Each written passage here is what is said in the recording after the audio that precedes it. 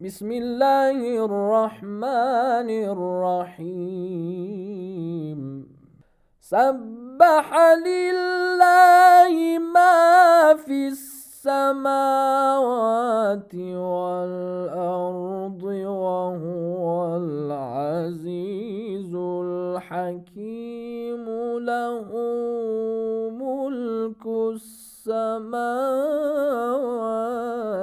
wal ardi yuhyi wa yumitu wa huwa ala kulli syai'in qadir. A'udzu billahi minasy syaithanir rajim. Bismillahirrahmanirrahim. Alhamdulillahi rabbil alamin. Afdhalus salati wa afdhalus salami ala habibina wa habibi ilahil alamin Abil Qasimi Mustafa Muhammad sallallahu alaihi wa alihi wasallam wa ahli baitihi tayyibin tahirin. Aqulu lakum assalamu alaikum warahmatullahi wabarakatuh. Para pemirsa dan pendengar yang dirahmati oleh Allah Subhanahu wa taala, kita kembali dalam acara kajian teologi Islam. Alhamdulillah, kita sudah menjelaskan, kita sudah membahas tentang arti daripada kebaikan dan keburukan, atau tepatnya pemakaian dan penggunaan dua kata, yaitu baik dan buruk. Kita sempat menjelaskan 4 penggunaan, dan penggunaan yang terakhir adalah penggunaan yang didiskusikan oleh ulama-ulama teolog dari ulama-ulama muslim. Saya akan ringkas duduk persoalan yang mereka perbincangkan itu apa. Mereka memandang apakah akal ini mampu untuk menghukumi bahwa suatu perbuatan ini layak untuk dilakukan atau tidak layak dilakukan untuk manusia atau tidak. Dan apakah akal ini mampu untuk menghukumi bahwa perbuatan ini layak dilakukan oleh Tuhan ataukah tidak layak dilakukan oleh Tuhan. Jadi kalau kita mengingat tentang pembahasan tentang pemakaian dan penggunaan dua kata, yaitu baik dan buruk, kita bisa memahami arti yang keempat. Arti yang keempat itu tidak hanya khusus untuk manusia saja, tapi mencakup Tuhan juga. Karena layak dan tidak layak satu perbuatan dilakukan oleh zat yang memiliki ikhtiar. Allah juga memiliki ikhtiar, manusia juga memiliki ikhtiar. Allah memiliki ilmu, manusia juga memiliki ilmu. Jadi ada sisi kesamaan di situ. Makanya para ulama teolog membahas tentang arti yang keempat ini. Apakah bisa berlandaskan dengan akal? Kita bisa mengatakan bahwa Allah Subhanahu wa taala tidak layak untuk berbuat zalim kepada hambanya. Dan apakah kita bisa mengatakan juga bahwa Allah Subhanahu wa taala itu layak berbuat kebaikan kepada hambanya? Karena itu adalah kebaikan.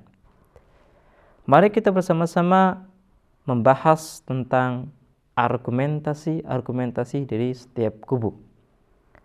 Argumentasi yang pertama. Argumentasi ini disampaikan oleh sekelompok teolog muslim yang bersepakat, yang berpandangan bahwa akal manusia bisa menghukumi bahwa perbuatan ini buruk atau baik, perbuatan ini layak dilakukan atau tidak layak dilakukan oleh Allah Subhanahu wa taala. Kelompok ini dikenal dengan namanya adliyah. Adliyah berarti yang menjunjung tinggi tentang konsep keadilan.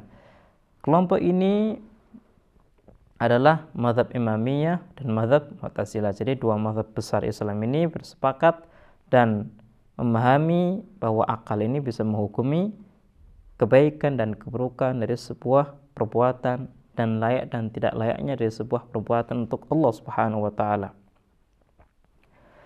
Mereka memiliki dua argumen. Yang pertama adalah kalau seandainya kita tidak bisa menghukumi tentang baik dan buruknya perbuatan, maka kita tidak bisa meyakini dan mempercayai apa yang disampaikan oleh Allah Subhanahu wa taala. Kita bisa mempercayai satu kabar atau suatu perkataan kalau kita sudah meyakini bahwa perkataan ini tidaklah bohong. Bahwa perkataan ini sesuai dengan apa? Sesuai dengan realitas. Tapi kalau kita meyakini bahwa orang yang memberikan kabar kepada kita adalah pembohong, maka kita tidak akan bisa menerima kabar dia. Nah, berkaitan dengan Tuhan juga sama. Kalau seandainya kita tidak meyakini dari awal bahwa berbuat bohong itu buruk, jujur itu baik, maka kita tidak akan bisa meyakini dan mempercayai apa yang disampaikan oleh Allah Subhanahu wa taala. Allah Subhanahu wa taala dalam Al-Qur'an berkali-kali menyampaikan kepada kita tentang keburukan suatu perbuatan.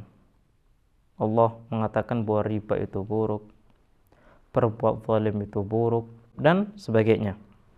Artinya kita akan bisa meyakini kebenaran apa yang disampaikan oleh Allah Subhanahu wa taala kalau kita berpendapat akal itu mampu menghukumi kebaikan dan keburukan suatu perbuatan.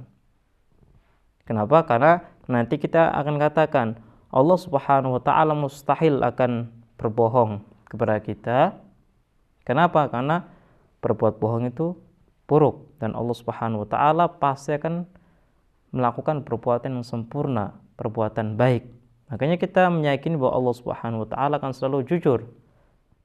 Ya Rabb, al-Khawf, khallisna minan nari ya Rabb.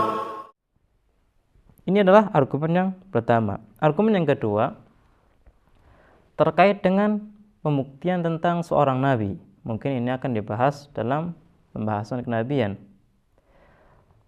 Adliyah, kelompok yang meyakini tentang kebaikan dan keburukan rasional, mereka mengatakan kalau kita tidak meyakini bahwa akal mampu untuk menghukumi buruk dan baiknya perbuatan, maka kita tidak akan bisa memahami dan meyakini serta memisahkan antara nabi yang jujur atau nabi yang benar-benar nabi dengan nabi yang palsu. Kenapa? Karena salah satu dalil atau bukti untuk meyakini bahwa ini adalah seorang nabi adalah mukjizah. Dan mukjizah hanya bisa dilakukan oleh nabi yang asli dan hanya bisa dilakukan dengan bantuan Allah Subhanahu wa taala. Kalau ada seseorang yang mampu melakukan sesuatu yang luar biasa dan kita tidak memahami dan meyakini bahwa Allah Subhanahu wa taala mustahil akan memilih seorang nabi yang palsu, maka kita tidak akan bisa menghukumi bahwa dia adalah benar. Jadi kita artinya tidak bisa meyakini tentang apa yang dikatakan nabi. Karena boleh jadi nabi itu berbohong. Kalau sudah berbohong, masa kita akan terima. Jadi ringkasnya bahwa kenabian seseorang bisa kita terima kalau kita meyakini bahwa keburukan dan kebaikan itu bisa dihukumi oleh akal. Makanya adliyah, kelompok adliyah itu mereka berpendapat untuk bisa meyakinkan diri kita bahwa apa yang disampaikan oleh Nabi itu benar, apa yang didakwahkan oleh Nabi itu benar, maka kita harus meyakini tentang konsep kebaikan dan keburukan rasional. Karena nanti kalau dalam pembahasan kenabian kita katakan bahwa Nabi itu maksum, Nabi itu tidak boleh salah, tidak boleh berbohong. Kenapa tidak boleh berbohong? Karena Nabi adalah utusan Allah. Kalau Nabi itu utusan Allah, maka Allah itu adalah zat yang sempurna dan mustahil akan mengutus seorang Nabi yang berbohong, karena perbuatan bohong itu adalah perbuatan yang tercela dan tidak sesuai dengan zat Allah Subhanahu wa taala. Jadi semuanya kembali kepada penilaian akal. Akal lah yang memaksa kita, yang mendorong kita untuk menerima apapun yang dikatakan Nabi. Karena kita memiliki landasan bahwa berbuat bohong itu buruk. Dan Nabi sebagai utusan Allah Subhanahu wa taala mustahil akan berbohong. Karena tujuan daripada utusan Nabi adalah memberikan hidayah. Hidayah berarti kebaikan, kejujuran.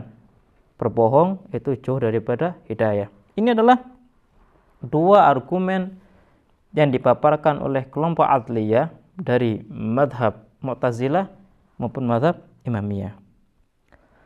Kita ingin membahas tentang argumentasi daripada madhab Asy'ariyah. Madhab Asy'ariyah adalah madhab yang meyakini bahwa segala keburukan dan kebaikan terkait dengan perbuatan manusia itu tolak ukurnya adalah syariat. Kalau Allah Subhanahu wa taala mengatakan bahwa perbuatan ini itu baik, maka baik. Kalau perbuatan ini buruk, maka buruk.